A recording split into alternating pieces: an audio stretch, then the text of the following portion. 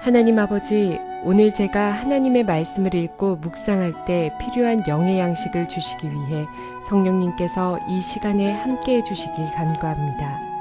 예수님 이름으로 기도합니다. 아멘. 오늘 우리에게 주시는 하나님의 말씀입니다.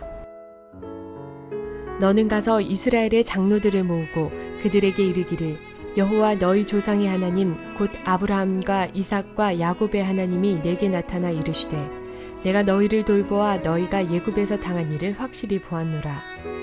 내가 말하였거니와 내가 너희를 예굽의 고난 중에서 인도하여 내어 젖과 꿀이 흐르는 땅 곧 가나안 족속, 헷 족속, 아모리 족속, 브리스 족속, 히위 족속, 여부스 족속의 땅으로 올라가게 하리라 하셨다 하면 그들이 내 말을 들으리니 너는 그들의 장로들과 함께 예굽 왕에게 이르기를 히브리 사람의 하나님 여호와께서 우리에게 임하셨은즉 우리가 우리 하나님 여호와께 제사를 드리려 하오니 사흘길쯤 광야로 가도록 허락하소서 하라.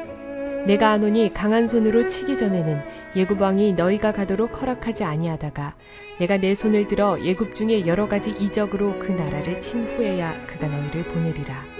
내가 예굽 사람으로 이 백성에게 은혜를 입히게 할지라 너희가 나갈 때 빈손으로 가지 아니하리니 여인들은 모두 그 이웃사람과 및 자기 집에 거류하는 여인에게 은폐물과 금폐물과 의복을 구하여 너희의 자녀를 꾸미라. 너희는 예굽 사람들의 물품을 취하리라. 사랑하는 성도 여러분, 평안하셨습니까? 오늘도 주님께서 주시는 말씀과 함께 은혜로운 하루를 살아가시기 바랍니다. 오늘 우리에게 주실 하나님의 말씀은 출애굽기 3장 16절에서 22절 말씀입니다. 하나님께서는 모세를 계속 설득해 가십니다. 그러면서 이제 하나님께서 일하는 방식에 대해서 말씀해 주십니다. 이제 너가 애굽에 가가지고 해야 될 일에 대해서 말씀하시는데 그 과정을 보면, 내용을 보면은 하나님께서 어떻게 일하시는가, 거기서 하나님의 속성을 알 수가 있습니다. 그 중에 가장 첫 번째가 무엇이냐면은 너는 먼저 이스라엘에 가가지고 장로들을 모으라고 얘기합니다. 즉 모세로 하여금 이스라엘 백성 전체에다 얘기하는 것이 아니라 그 백성들의 대표인 장로들에게 지금 하나님께서 모세에게 맡기신 소명과 사명에 대한 얘기를 하라고 얘기하십니다. 결국은 또 그들로 하여금 이스라엘 백성들한테 얘기하라고 하는 것입니다. 이것이 무엇을 말합니까? 하나님의 일하시는 방식에 있어서 질서를 말하는 것입니다. 이것은 하나님의 속성 가운데 그분이 가진 질서가 있다는 것을 말하고 있습니다. 여기 두 번째 또 나오는 거 19절에 보면은 너가 가서 바로에게 말할 때 바로가 바로 허락지 아니하리라. 내가 강하게 치기 전에 그가 계속해서 허락지 아니할 것을 말합니다. 그래서 나중에 강하게 쳐야지만 바로가 허락한다고 얘기합니다. 지금 하나님께서 말씀한 걸 들어보십시오. 이상하지 않습니까?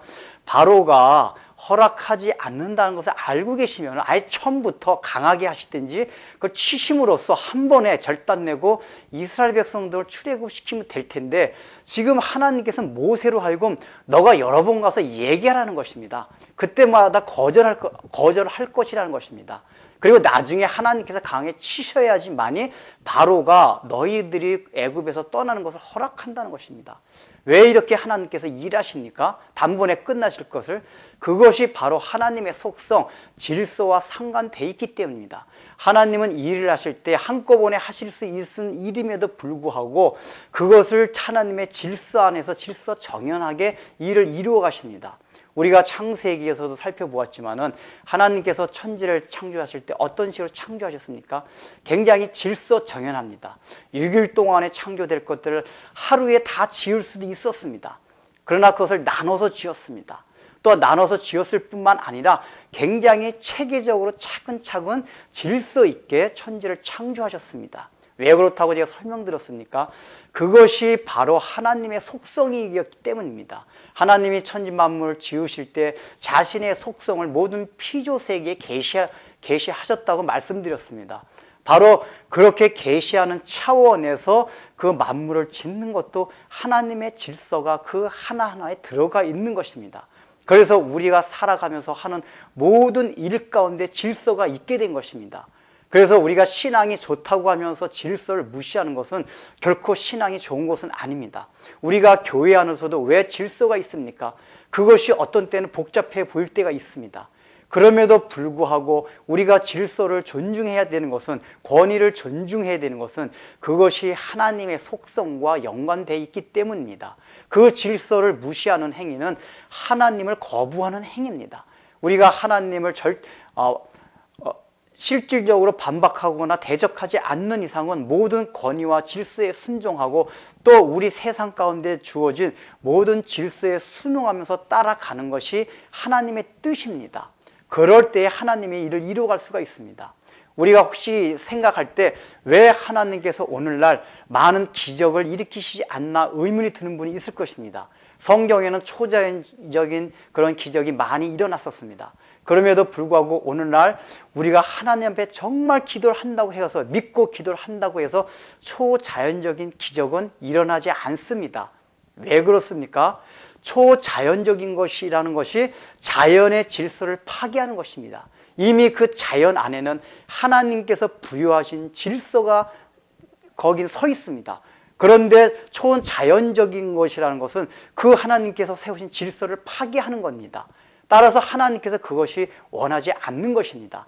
다만 성경에서 초자연적인 역사, 그런 기적이 나왔던 것은 하나님께서 성경을 기록한 것은 특별한 구원의 역사를 위해서 이끌어내신 특별한 역사이기 때문입니다. 그래서 그것이 이스라엘 역사 안에서만 일어났던 것이지 오늘날 우리에게도 동일하게 일어나는 사건이 아니라는 것입니다. 그래서 우리가 기도할 때에도 어떤 초자연적인 것을 위해서 기도하는 것은 하나님의 뜻과 상반되는 것입니다. 질서 있는 하나님의 속성을 무시하는 행위입니다. 우리는 늘 그런 자연 질서도 존중하면서 하나님의 뜻을 이루어가야 합니다.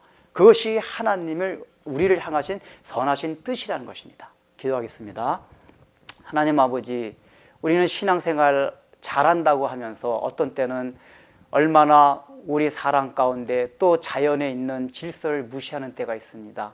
그러나 그것이 결코 하나님의 뜻이 아니라 하나님은 천지 만물을 지을 때부터 질서 정연하게 지으시고 또 모든 일하시는 방식에 있어서도 질서 있게 하신다는 것을 우리가 마음에 늘 듬으로써 늘 모든 권위와 질서 아래 순종하고 또 그곳에 순응하며 살아갈 수 있는 믿음들을 허락하여 주옵소서. 예수님의 이름으로 기도드립니다. 아멘.